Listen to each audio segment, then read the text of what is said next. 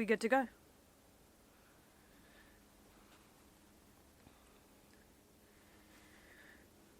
I was 5 when I first met Ed. My first day at school. My first memory. Hand in hand with Mum and Dad, insisting that they swing me for the umpteenth time and make the wee sound. The wee sound was obligatory. Mum saying good girls keep their feet on the ground, and Dad disagreeing, slipping me a Werther's original to keep me sweet. And there he was, looking down on us. On me. Hair curling round his shoulders, a hand cupping a weary chin, the other holding a walking stick. And I look up at him, and I ask, who's he? Mum and Dad looked at each other. Who's going to tell her? School was interesting. After the initial, what's your name? How many sisters and brothers do you have? What's your favourite colour? The conversation always progressed to, so where are you from?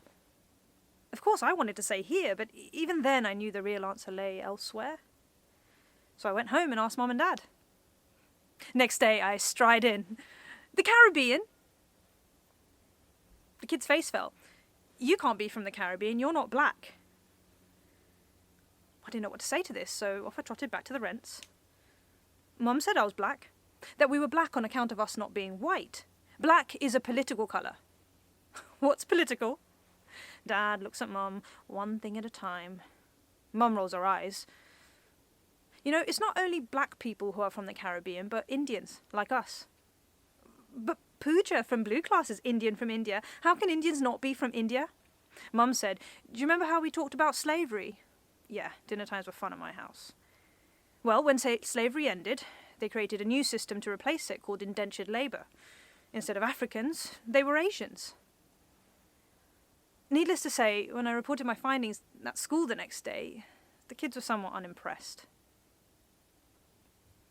Next time I was asked where I was from, I said India, and that settled it.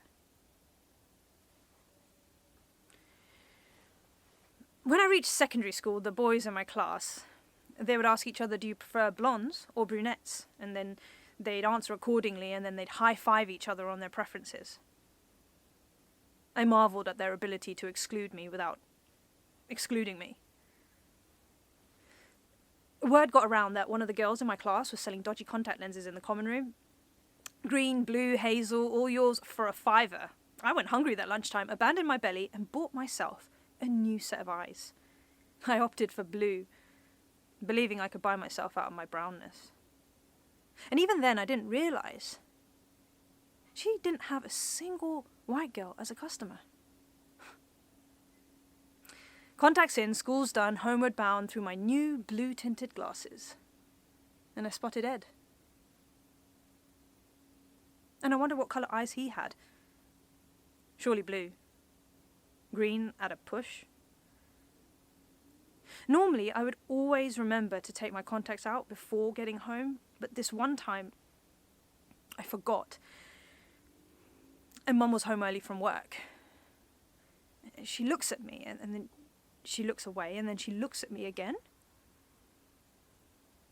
What's that? She steps in. Closer. Nothing.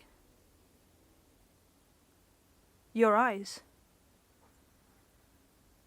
Her eyes widen as she realises what I've done. How I've erased her. How I've erased us. Her hand rises and makes its way across my cheek, crisp. The force of it actually knocks one of my contacts out. Mum immediately apologises. Dad didn't speak to her for a month. And I never wore those contacts again. I started reading. Online, offline, I talked to people. I asked questions, I listened, I argued. I listened again. I opted for History A-level, and all the usual clichés apply. If you don't know where you're coming from, you can't know where you're going. I learned about Ed. 100,000 wrenched from their homes. 100,000 branded with the initials RAC, hot metal on cold skin. I must have passed Ed thousands of times, twice a day for 13 years. 13 years. And he went from being a part of the furniture to being a splinter in my skin. And each time I passed him, there was something new. Pigeon poo, piss on the pedestal, chips and curry sauce. But you know what the thing with Ed was? Nothing stuck. All the poo, the piss, the chips would be washed away, and he'd be good as new. Fresh as a daisy, good as gold, bright as bronze. It's like a superpower, isn't it?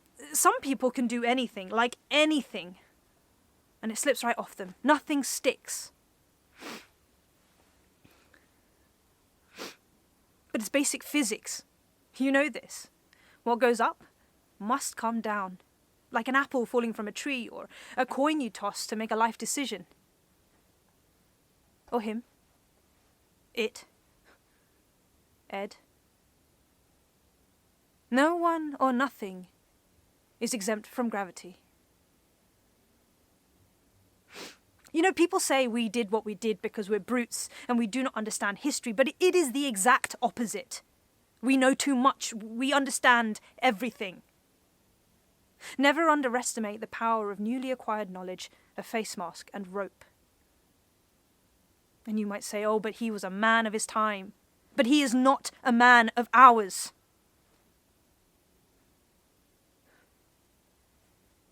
I just didn't want to live under his shadow anymore. Does that answer your question?